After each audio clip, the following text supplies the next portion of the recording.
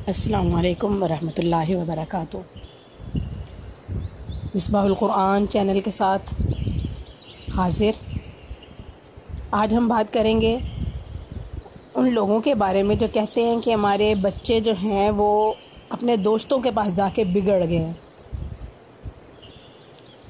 تو ایک بڑی تعداد ہے ایسے لوگوں کی جو کہتے ہیں کہ ہمارا بچہ دوستوں میں رہ کر بگڑ گیا ہے، باہر کے ماحول نے اسے خراب کر دیا ہے۔ بچہ جھوٹ بولے تو دوستوں نے سکھایا، بدتمیزی کرے تو دوستوں نے سکھایا، گالی دے تو دوستوں نے سکھایا۔ یقین جانے یہ سوچ ہی الٹی ہے۔ در حقیقت بچے کے بگڑنے کی وجہ والدین کی اپنے فرائض کی عدم ادائیگی ہے۔ شروع ہی سے بچے کی تربیت کو اہم فریضہ سمجھا جائے، بچے کی پرورش کو اولین ترجیح دی جائے تو بچہ دوستوں میں جا کر کبھی خراب نہیں ہوتا، بلکہ دوستوں کی بھی اصلاح کا سبب بنتا ہے۔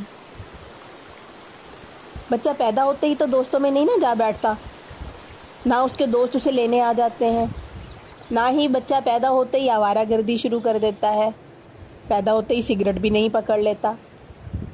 کم و بیش شروع کے 10 سال تک بچہ مکمل والدین کے ساتھ اٹیچ ہوتا ہے، اور یہی وہ دورانیہ ہے جہاں اکثر و بیشتر والدین نہایت عدم توجہی کا مظاہرہ کرتے ہیں۔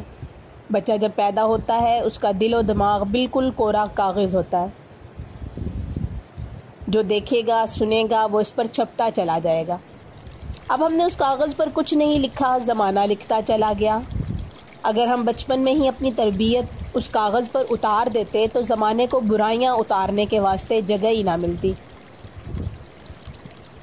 جب ماں اور باپ نے اپنی تربیت شروع میں ہی بچے کے اندر اتار دی تو یہ بچہ خراب لوگوں سے مل کر خود کبھی خراب نہیں ہوگا، بلکہ خراب لوگوں کے لیے اصلاح کا سبب بنے گا۔ ہمارے معاشرے میں تربیت کے نام پر رسمی جملے دہرائے جاتے ہیں۔ بیٹا جھوٹ نہیں بولنا بری عادت ہے، بدتمیزی کرنا بری عادت ہے، اور یہ رسمی جملے کبھی بچے کے اندر نہیں اترتے،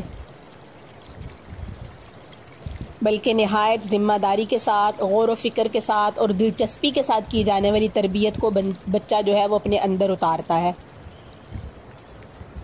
ہم معاشرہ دیکھ لیں، ہر والدین بچے کو رٹے رٹائے جملے سکھاتے ہیں لیکن فائدہ کوئی نہیں، اور اس کی وجہ یہی ہے کہ تربیت کے واسطے فکر مند نہیں ہے، دلچسپی نہیں ہے۔ ہاں سیکھ جائے گا، سمجھ جائے گا، ابھی چھوٹا ہے، اور اسی سوچ نے بیڑا غرق کر کے رکھ دیا ہے۔ ٹی وی سیریل اور فلمیں موبائل دیکھتے ہوئے مائیں بچوں کو دودھ پلا رہی ہیں، ایک ہاتھ میں بچے کا فیڈر ہے تو دوسرے ہاتھ میں موبائل ہے۔ ذرا سا بچہ رونے لگ جائے تو ٹی وی کھول کر دے دیں گے، موبائل ہاتھ میں دے دیں گے، اسے کارٹون لگا کر دے دیں گے۔ کوئی موسیقی سن کر بچہ ہاتھ پیر ہلانے لگ جائے تو سارے گھر میں خوشی کی لہر دوڑ جاتی ہے۔ اب وہ ماں اپنے بچے کی اعلیٰ پرورش کیسے کر سکتی ہے کہ اس کی خود کی زندگی ڈرامے، فلمیں، موسیقی، شاپنگ، گھومنا گھمانا، موبائل، فیس بک، واٹس ایپ تک محدود ہو؟ ایک نظر باپ کی ذمہ داریوں پر بھی ڈالیں تو بس وہی رسمی معاملات کے بچے کے خرچے پورے ہو رہے ہیں، ضروریات و خواہشات پوری ہو رہی ہیں۔ پورا دن کام میں مصروف، گھر آئے، کھانا کھایا، بچے کو ایک راؤنڈ لگوا کر پھر دوستوں میں مصروف، اور پھر گھر آ کر موبائل میں مصروف۔ اسی طرح دن، پھر ہفتے، پھر سال گزرتے چلے جاتے ہیں۔ لہٰذا اس بچے کی تربیت کا جو سب سے اہم دورانیہ تھا وہ والدین نے اپنی ہی مصروفیات، اپنی ہی مستیوں میں ضائع کر دیا۔ بعد میں سر پکڑ کر بیٹھے ہیں کہ اولاد نافرمان ہے، اولاد بدتمیز ہے، دوستوں نے بگاڑ دیا، ماحول نے خراب کر دیا۔ ارے بھائی، ماحول کے ساتھ تو وہ بعد میں بگڑا ہے، دوست اس کے بعد میں بنے ہیں، اتنے سالوں سے تو وہ آپ ہی کے پاس تھا۔ ماں اور باپ دونوں کو مل کر ذمہ داری کے ساتھ بچے کی تربیت کرنی ہوگی، اپنے آپ کو لگانا ہے، اپنے آپ کو کھپانا ہے۔ اولاد کی تربیت کے واسطے ماں کی گود سب سے پہلی اور اہم درسگاہ ہے کہ ماں اسے سینے سے لگائے، اپنی تربیت بچے میں منتقل کرے، اسے اللہ کی پہچان کروائے، اسے رسول اللہ کی پہچان کروائے، اسے دنیا میں آنے کا مقصد سمجھائے، اسے روزمرہ کے معاملات کی دعائیں سکھائے، سچ سے، محبت سے، عزت سے جو ہے سچ کی فضیلت اس کے دل میں اتارے۔ جھوٹ سے نفرت، جھوٹ میں شرمندگی، جھوٹ پر گناہ کا یقین اس کے دل میں اتارے، گالی، غیبت، چغلی اور بری باتوں سے نفرت اس کے دل میں اتارے، رشتہ داروں سے محبت اور حسن سلوک اس کے دل میں اتارے۔ جب ماں کے اندر دین ہوگا، ماں کے اخلاق اچھے ہوں گے تو یہاں نسلوں کی نسلیں پروان چڑھیں گی۔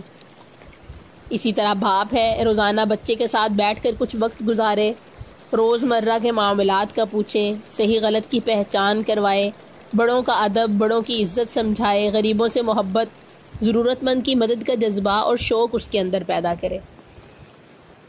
اس کے سامنے یہ ٹیلی ویژن، موبائل، ڈرامے، فلمیں وغیرہ کا استعمال بالکل نہ ہو۔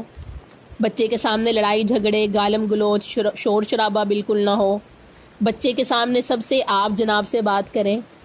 بچہ ذرا بڑا ہو جائے تو اسے نماز پر اپنے ساتھ لے کر جائیں، اسے لوگوں کے ساتھ ملنا جلنا سکھائیں، اچھے کام پر حوصلہ افزائی اور فارغ اوقات میں پاس بٹھا کر رسول اللہ صلی اللہ علیہ وسلم اور صحابہ کے واقعات سنائیں۔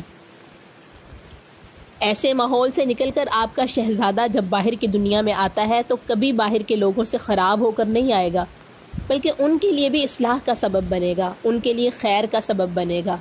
جہاں جائے گا اپنی اچھائی چھوڑ آئے گا، جہاں جائے گا والدین کا نام چھوڑ آئے گا، اور یہ شہزادہ دنیا میں تو والدین کے لیے سربلندی کا باعث بنے گا ہی، اپنے اچھے اعمال اور کردار کی بدولت والدین کے انتقال کے بعد قبر میں بھی ان کے لیے راحت و سکون کا ذریعہ بنے گا۔